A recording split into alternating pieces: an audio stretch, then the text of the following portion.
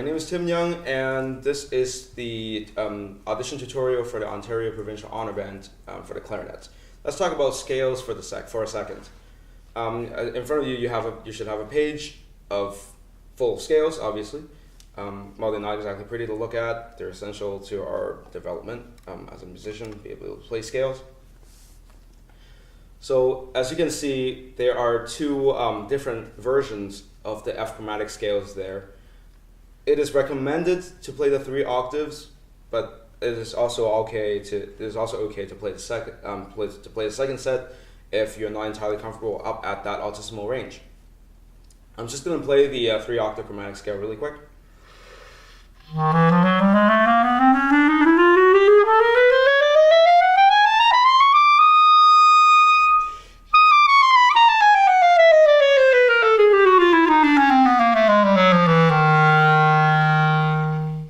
So obviously they're not exactly easy to hit as you approach that altissimo note. One thing that you should take note is that if you can help it, try not to hold down the E flat key as the helper for the C sharp, because it really it raises the pitch as we usually do for the altissimo notes. But for the C sharp, it's really not necessary.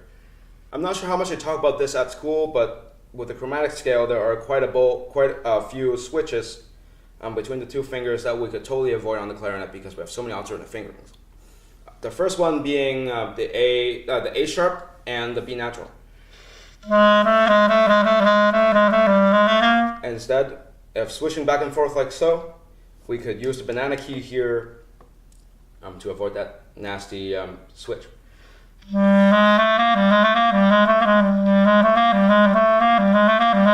As you can tell, it's obviously a lot cleaner, and it's also a lot easier as you try it.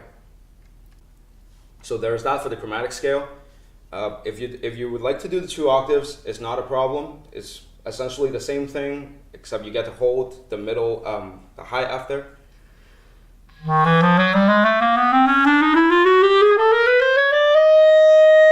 Just make sure you breathe in plenty of air before you come back down.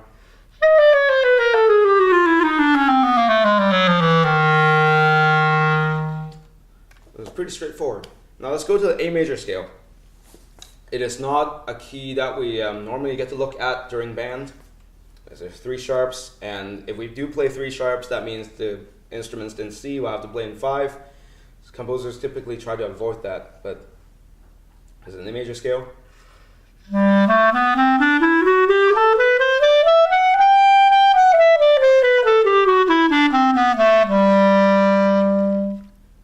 So F sharps we're pretty familiar with, and depending on your experiences, the C sharp may be a familiar note for you. The G sharp might be a new one though.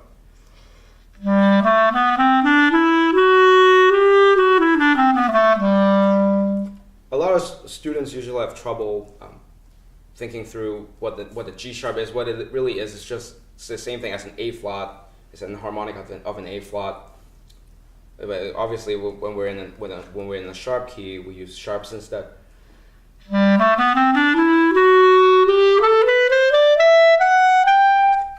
Now let's go to arpeggio.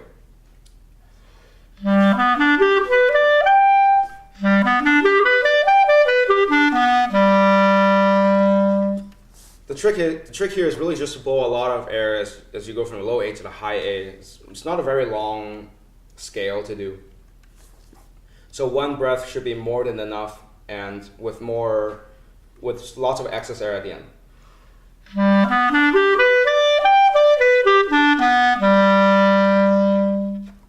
Not a whole lot of problems there. Now let's go to the D major. Now depending on your experiences, the high D might be a problem.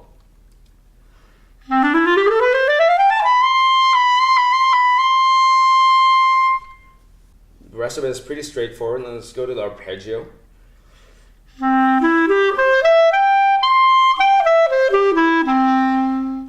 Obviously you want to play the rhythms as straight as possible. What I tried to demonstrate just now is that as you practice, you want to pay special attention as you go from the A to the high D back to the A, because that's the second break they have to worry about.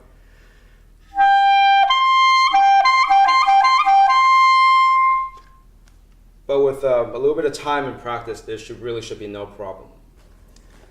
Hi, welcome to the Ontario Provincial Honor Band tutorial videos for the Clarinet Auditions Excerpt Set B. Let's start looking at the first one. This is an excerpt taken from the Mozart Clarinet Concerto, not exactly the clarinet solo part, but actually the orchestral exposition. So here's how the first phrase goes.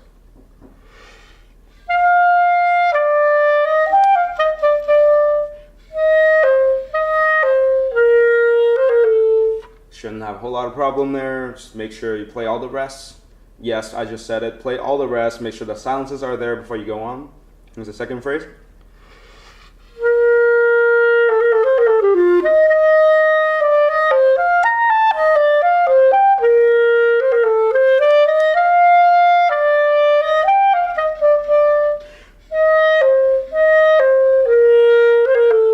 This is a particularly long one. The 16th note shouldn't pose a whole lot of problem. Make sure you practice with a metronome. If anything, practice it in one so you get to practice so you get to line up each of the beats properly, so the notes after wouldn't come too rushed or late. Make sure you push a lot of air through that 7 so all the interval is heard.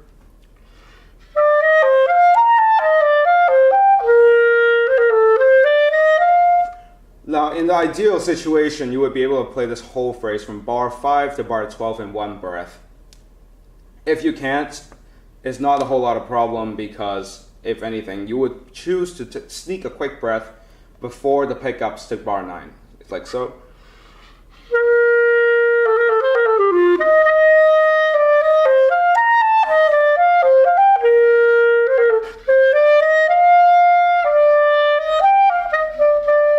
Now that will give you ample air to get through the whole excerpt.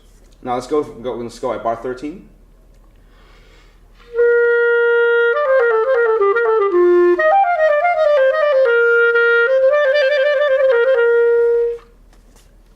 This might be the trickiest line in the whole excerpt, although it's really not that hard anyway. What I could suggest practicing is that instead of practicing groups like this, we have to go up and go back down. I would think of it like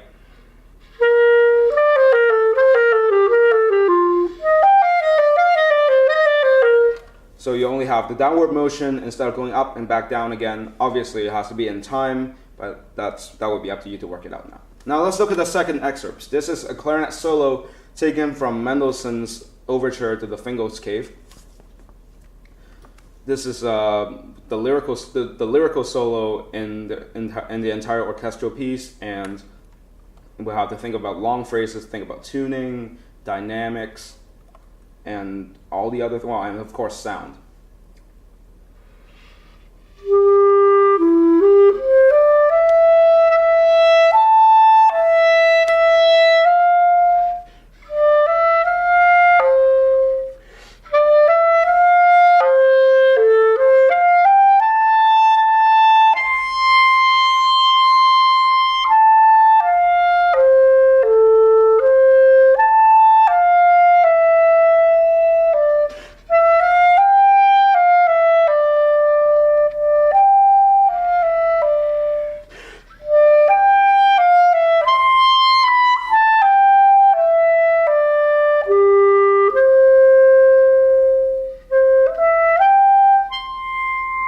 Now, obviously, it's a very long excerpt. The phrases are very long. So how I would like to tackle that, especially with the pickup to bar 5, it's just all about air management.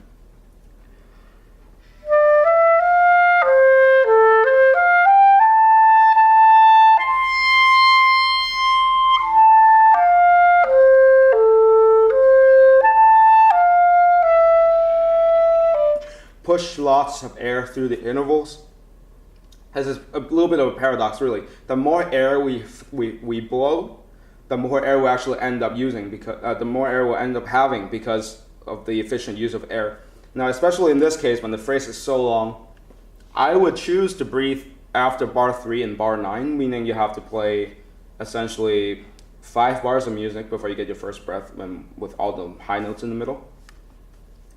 Now that's just me. You could choose to breathe after the first beat of bar 8.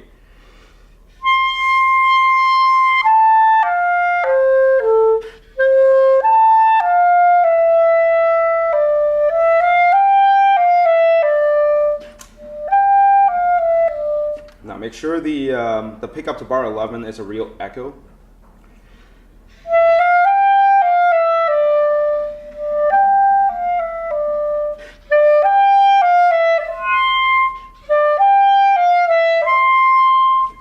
Now there's a little tricky fingering here. You're going from an F sharp to a high D.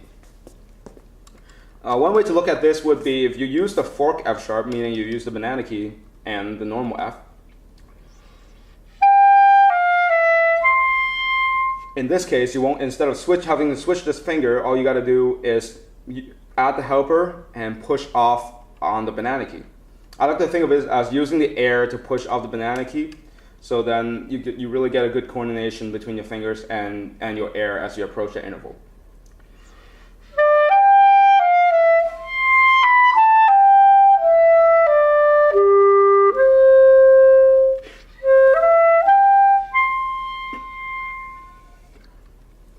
So there you have it.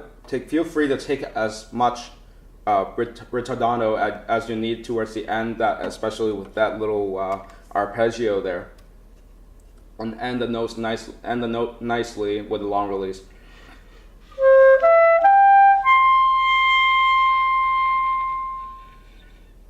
Like so. Now let's look at the third excerpt.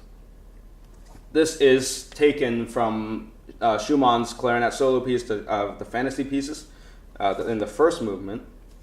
So Schumann is he's in the middle of the Romantic era. His stuff is very passionate.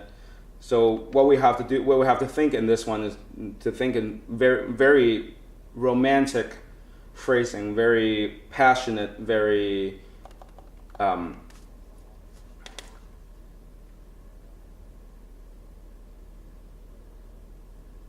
very long phrases. Make sure the sound is nice.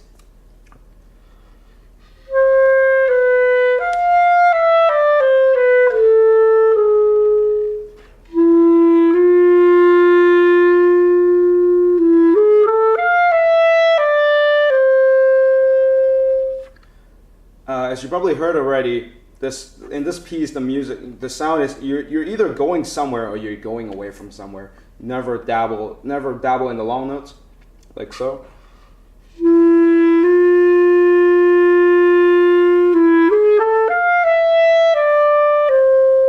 That would have been too straight.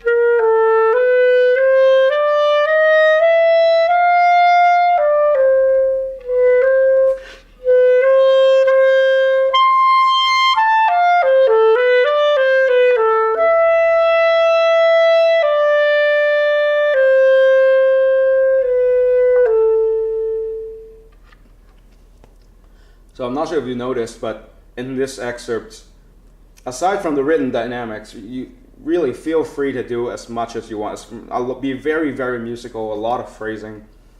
Obviously, the pianissimo stuff, you want to kind of hold back a little bit.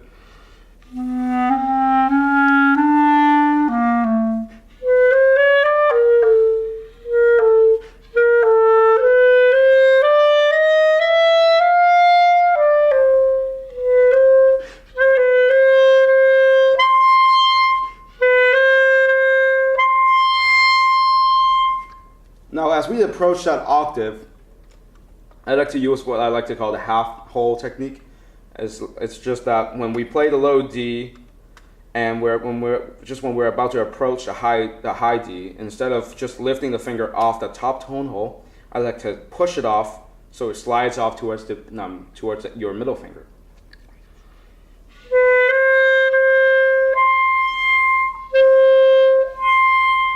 So we get a very nice lyrical legato octave going into going into a very the running eighth notes there.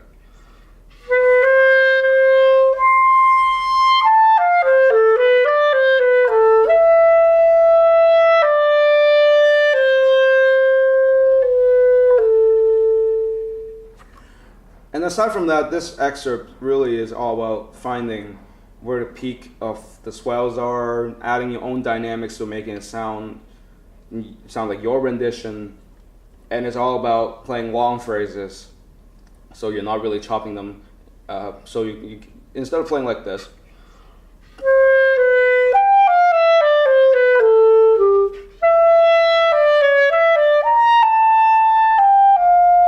I would like to think of it as like one big phrase.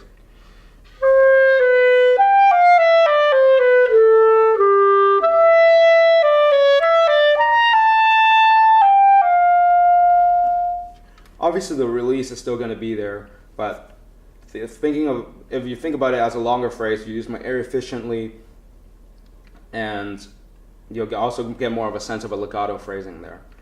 So that's it. That's all my tips for these 3 excerpts. Good luck on your audition, and all the best. And we don't care about the young folks talking about the outside, and we don't care about the old